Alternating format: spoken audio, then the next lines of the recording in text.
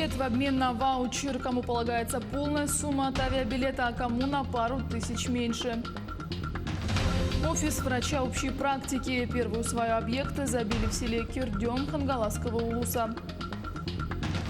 Комикс в соавторстве с якутянином экранизируют. Сценарий «Майор Гром. Чумной доктор» лег в основу супергеройского фильма.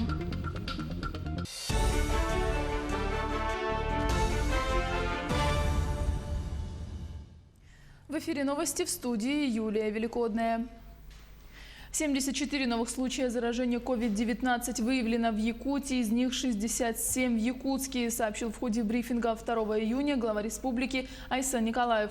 В республике за сутки выздоровели 37 человек. Ситуацию в районах Айсан Николаев охарактеризовал как в целом спокойную. Но есть ряд районов, где большое количество больных. В вахтовых поселках все они установлены и находятся на лечении. По сельским территориям беспокойство вызывают Намский и Мегино-Кангаласские улусы, но вместе с тем мы уверены, что и там очаги будут локализованы, заключил Айсан Николаев. С 1 июня у нас полностью снят режим карантина по Чаянгинскому месторождению. Больных там не осталось с положительными анализами. Сейчас 6 человек долечивается, но результаты анализов у них уже первые отрицательные.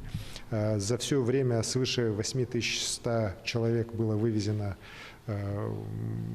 авиакомпанией «Якутия» и «Газпром Авиа» с Чаянгинского месторождения.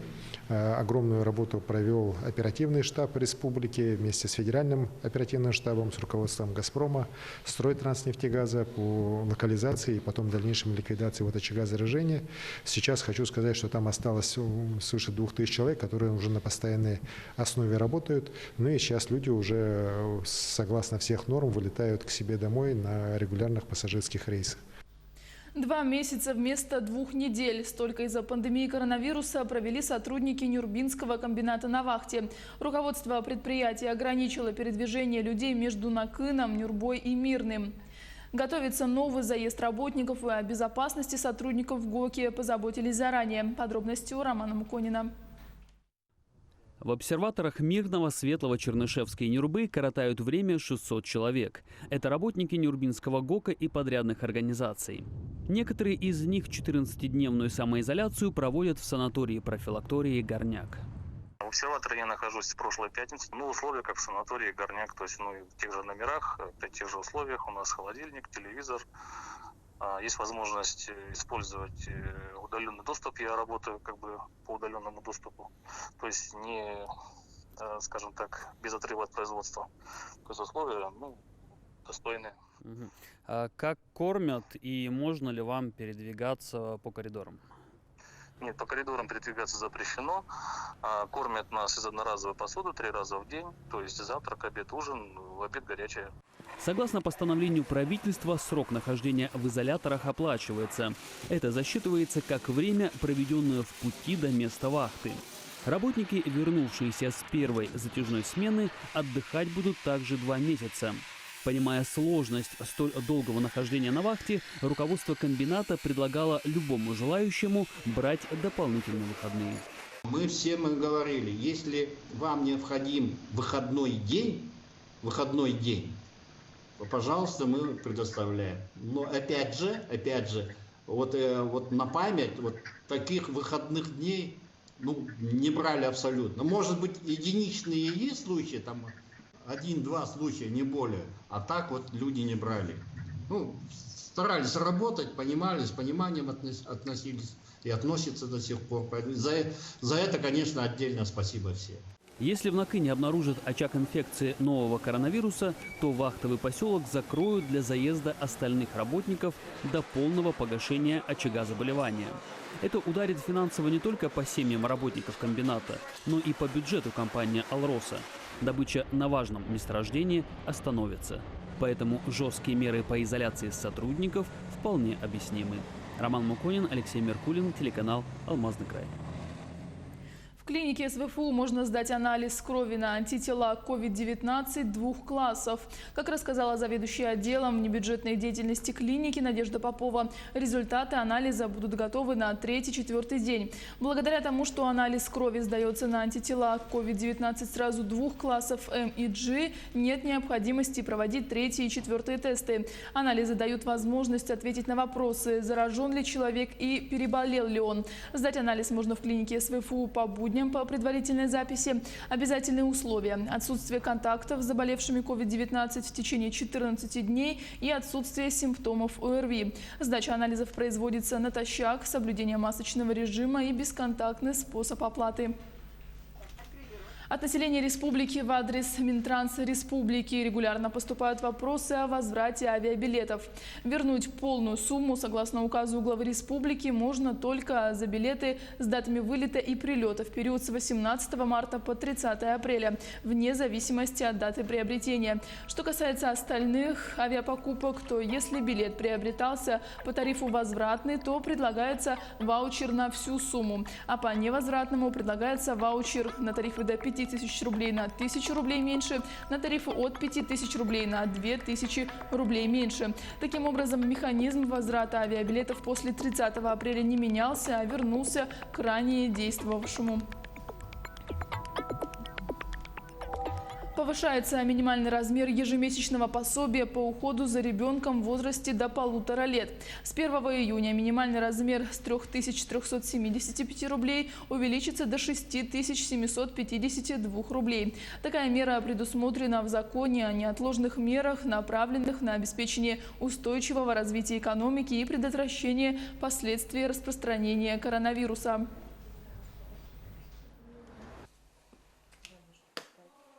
В Госдуму внесен законопроект, предлагающий установить государственную поддержку в размере МРОТ для лиц, занятых ведением домашнего хозяйства своей семьи.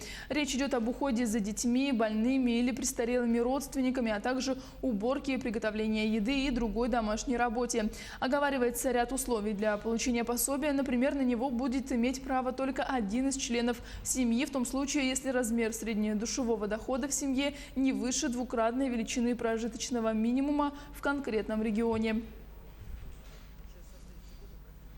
В селе Кердем Хангаласского улуса забили первую свою офиса врача общей практики. Объект строится в рамках федеральной программы «Комплексное развитие сельских территорий», утвержденной президентом Владимиром Путиным в 2018 году.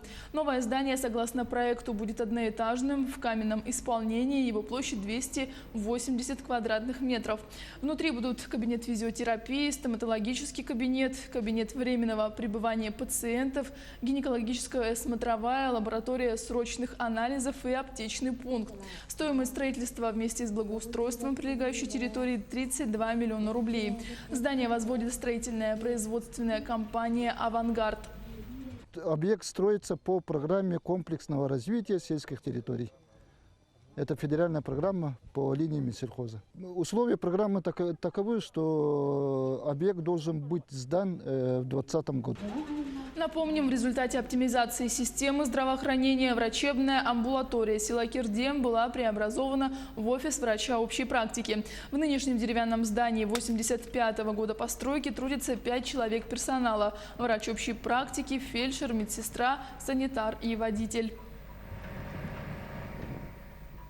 Трудовые отношения кочегара Чекырского наслега не были надлежаще оформлены 15 лет. Глава наслега Чурапчинского района привлечен к административной ответственности и выплатит штраф за нарушение трудового законодательства. С 2005 года по настоящее время заявитель на основании договора возмездного оказания услуг работал истопником в администрации одного из наслегов Чурапчинского улуса без трудового договора и записи в трудовой книжке. Если работник работал лично, выполнял определенную заранее обусловленную трудовую функцию, подчинялся правилам внутреннего трудового распорядка и ежемесячно получал заработную плату.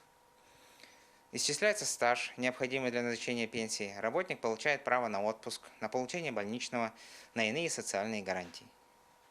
Основанием для обращения прокурора в суд с исковым заявлением о защите трудовых прав является его личное заявление, поданное в прокуратуру. Якутянка вылетит с командой России на сборы. Готовится к сезону. Сборная России по стрельбе из лука планирует начать 20 июня в Алуште. В числе 30 спортсменов на сборы в Алушту вылетит и мастер спорта международного класса из республики Кристина Устинова. В феврале и марте участница Олимпийских игр в Лондоне вместе со сборной страны проходила подготовку в Таиланде и Турции. Сейчас лучница тренируется в селе Эмисы Амгинского улуса. Near perfect ends like this. That's incredible. Ну а смешить зрителей и звездное жюри на телеканале СТС в шоу «Детский КВН» будут в том числе дети известной команды «Крайне Северной» из Кызылсыра. Ребята с успехом выступают больше 6 лет и шутят, что играют в КВН, потому что это шанс выбраться из тайги хоть на немного.